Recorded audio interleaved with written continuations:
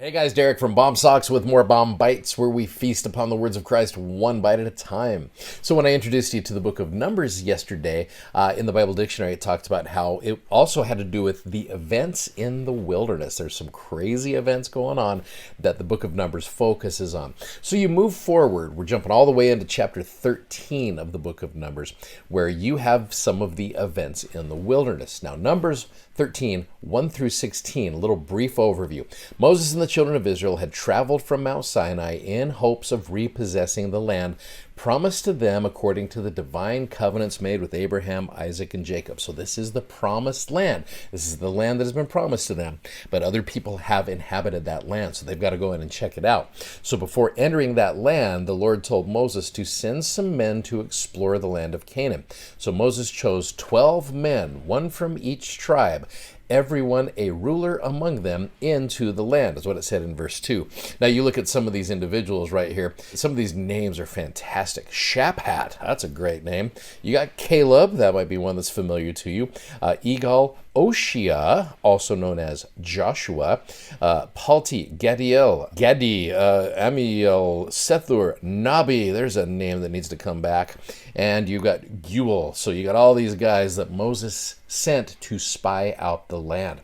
So in these verses, you see the way these spies come back and report about this land. So verse 17, it says, Moses sent them to spy out the land of Canaan and said unto them, Get you up this way southward, go up into the mountain, and see the land, what it is, and the people that dwelleth therein, whether they be strong or weak, few or many, and what the land is that they dwell in, whether it be good or bad, and what cities they be that they dwell in, whether in tents or in strongholds, and what the land is, whether it be fat or lean, whether there be wood therein or not, and be ye of good courage, and bring of the fruit of the land.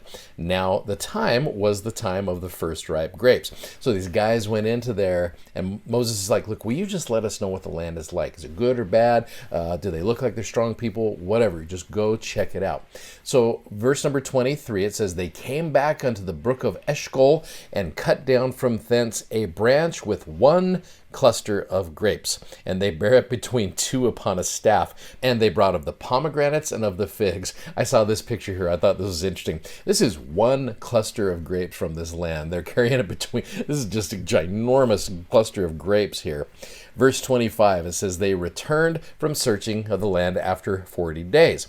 Now, verse 27, And they told him and said, We came into the land whither thou sent us, and surely it floweth with milk and honey. And this is the fruit of it. I can imagine just plopping this fruit right down there. Check this stuff out. These grapes, the size of watermelons. And then you have got what I would call one of the biggest buts of the Bible.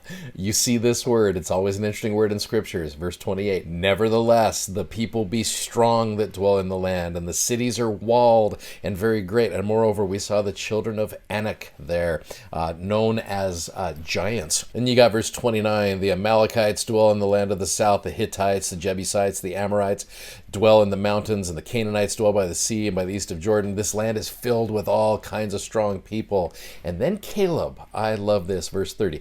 Caleb stilled the people before Moses. I can just picture him just like, everybody calm down. Caleb says, Let us go up at once and possess it, for we are able to overcome it. I love that. But the men that went up with him said, We be not able to go up against the people, for they are stronger than we. And they brought up an evil report of the land which they had searched unto the children of Israel, saying, The land through which we have gone to search it is a land that eateth up the inhabitants thereof. This land is huge. All the people that we saw in it are men of a great stature. And there we saw the giants, the sons of Anak, which come of the giants, and we were in our own sight. I think that's an interesting addition here. We were in our own sight as grasshoppers, and so we were in their sight. So let me just give you a little bit of review of what was just seen here. They saw, now look, what I've got here is kind of the way Joshua and Caleb saw this versus how the other 10 saw this. So they saw a land flowing with milk and honey. That was what Joshua and Caleb saw. I think the other people saw it as well, but it just wasn't as strong. You saw fruit, this big, huge fruit. You saw strong people. You saw great walls. You saw those who are the Amalekites, the Hittites, the Jebusites, the Amorites, Canaanites, so forth.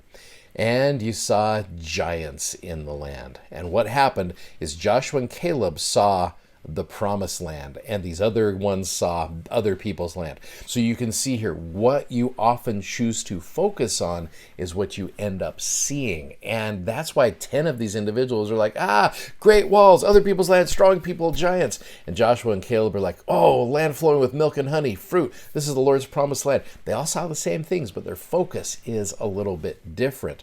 So Joshua and Caleb saw with the eyes of faith, and the others saw with the eyes of fear. So now you get into chapter 14, and all of these other 10 are just like, we're scared, let's go back to the land of Egypt. And Numbers 14, verses 6 through 10, Joshua and Caleb, which were of them that searched the land, rent their clothes. They spake unto the company of the children of Israel, saying, the land which we passed through to search it is an exceeding good land. If the Lord delight in us, then he will bring us unto this land and give it to us, a land which floweth with milk and honey. Only rebel not ye against the Lord, neither fear ye the people of the land, for they are bread for us. Their defense is departed from them, and the Lord is with us.